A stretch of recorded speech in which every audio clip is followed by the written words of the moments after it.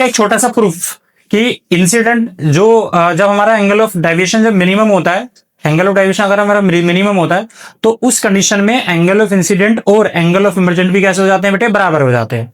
एक छोटा सा ऐसे प्रूफ बताते हैं इसका। देखिए, अगर मैं आपसे बोलूं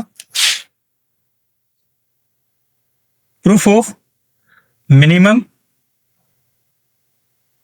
डेविएशन एट किस पे होता है, आई इज इक्वल टू ई।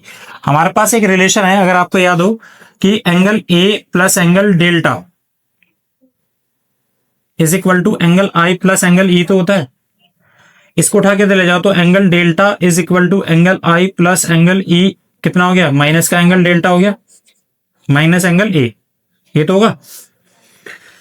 इस वाली वैल्यू को मैं एंगल आई लिख दूं, इसको मैं चाहूं तो ये भी ले सकता हूं, क्या, अंडर रूट में आई का स्क्वायर प्लस में अंडर रूट ई का स्क्वायर। अगर मैं यहां पे प्लस 2 अंडर रूट आई ई जोड़ दूं और अंडर रूट आई ई को माइनस कर दूं, और ये कितना, minus under root minus angle A है, तो ये एक मेरा फॉर्मूला बनके तैयार होता है, अंडर रूट आई, ये नहीं समझ बेटे, A square plus B square minus 2ab, under root I minus under root E का whole square plus 2 under root I E minus angle A, और ये कितना मेरा डेल्टा है।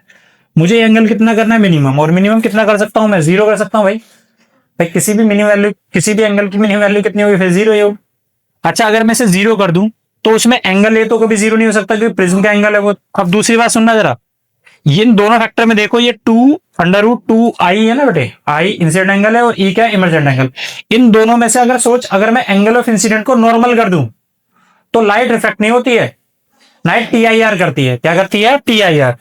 यहां से देखना जरा, ये इक्विलेटरल प्रिज्म है, कौन सा है, अगर मेरा इक्विलेटरल प्रिज्म है 60 डिग्री का और मैं यहां से एक लाइट डालता हूं ऐसी, तो ये लाइट जब यहां पे पड़ती है तो ये एंगल कितना है 90, ये कितना है 60, तो ये कितना एंगल हो गया, दिस इज 30 डिग्री, तो ये एंगल कितना हो गया 60 डिग्री नहीं हो गया।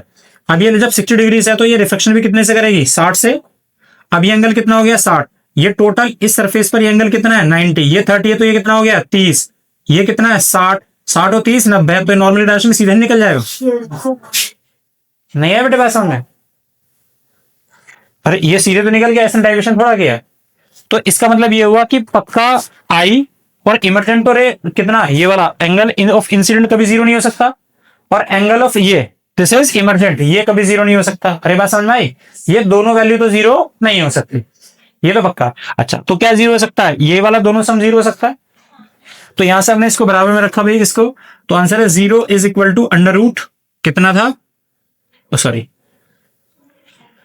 Under root I minus under root E का होल स्क्वायर, तो कितना आ गया, under root I is equal to under root E आ गया, तो कितना आ गया, आई इज इक्वल टू, ये छोटा सा प्रूफ हो।